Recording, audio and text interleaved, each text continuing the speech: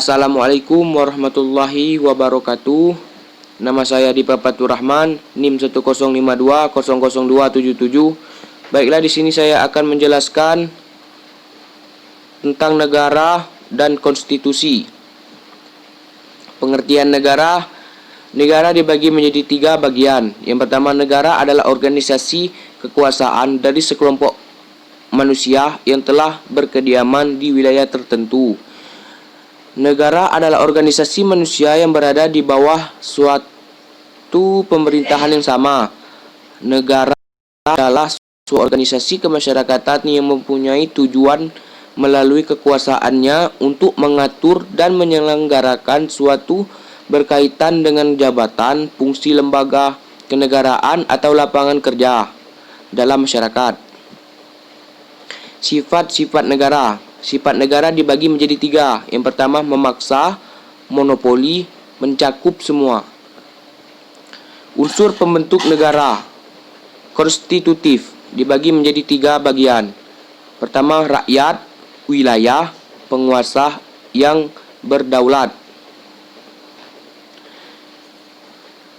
Deklaratif,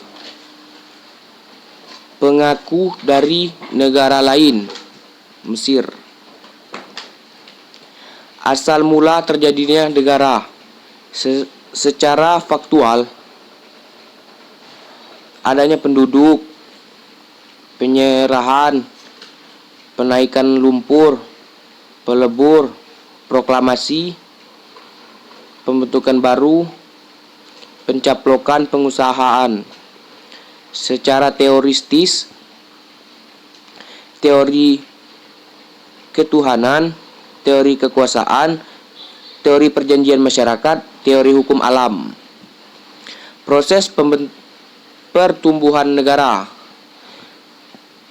Secara primer, tumbuhnya suku, munculnya kerajaan, negara nasional, negara demokrasi. Secara sekunder, itu revolusi, intervensi, penaklukan. Tujuan negara. Teori kekuasaan. Sang yang memperoleh kekuasaan yang sebesar-besarnya dengan cara menjadikan rakyatnya miskin, lemah, dan bodoh. Machiavelli. Kekuasaan yang digunakan untuk mencapai kebesaran dan kehormatan negara, dibenarkan bertindak kejam dan licik. Teori perdamaian dunia. Menurut Dante Alighieri, menciptakan perdamaian dunia yang dapat diapai apabila seluruh negara berada dalam suatu kerajaan dunia, imperium dengan undang-undang yang seragam bagi negara. Teori jaminan hak dan kebebasan. Menurut Immanuel Kant dan Cranenburg, hak dan kebebasan warga negara terjamin. Di dalam negara harus dibentuk peraturan atau undang-undang. Menurut Immanuel Kant, perlu dibentuk negara hukum klasik, negara sebagai penjaga malam. Menurut Cranenburg, menghendaki dibentuknya negara hukum modern. Fungsi negara. Fungsi esensial. Angkatan perang, angkatan kepolisian, pengadilan, hubungan luar negeri, pajak. Fungsi jasa. Memelihara fakir miskin, pembangunan jalan, jembatan, dan lain-lain. Fungsi perniagaan, jaminan sosial, pencegahan pengangguran, penyelenggaraan pos. Konstitusi, arti luas.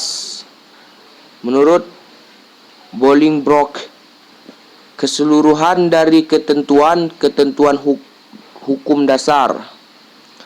Arti sempit, piagam dasar atau undang-undang dasar, loi constitutionally, yaitu suatu dokumen lengkap mengenai peraturan dasar negara.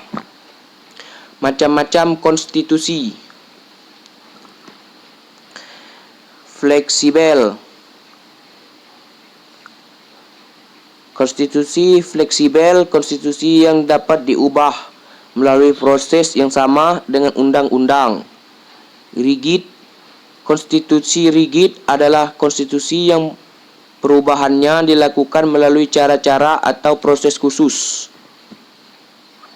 Isi konstitusi: materi, semangat, daya jangkau, sistematika.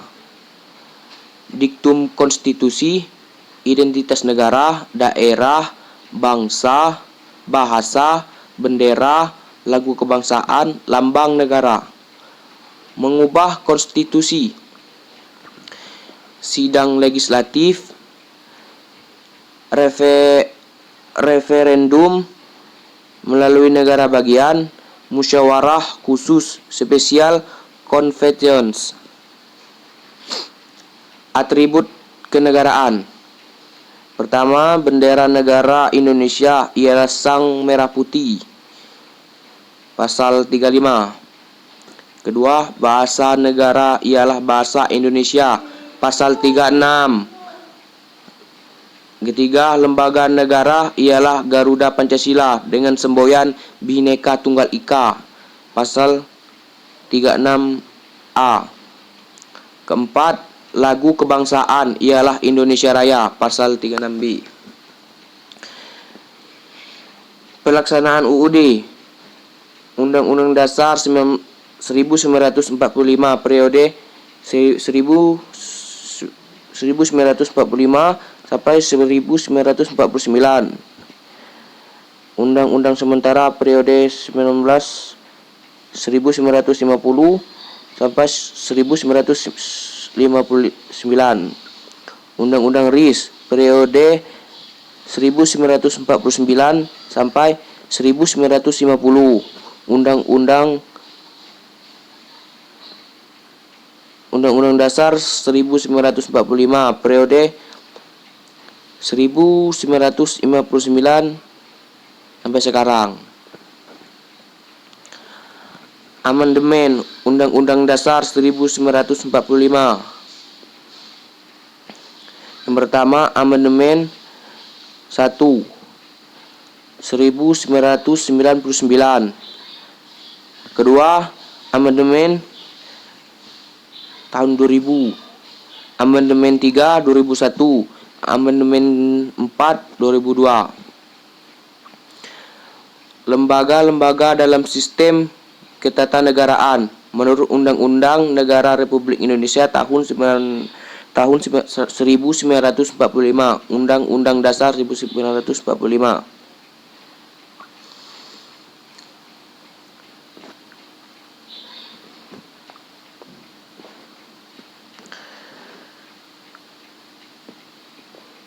Baiklah,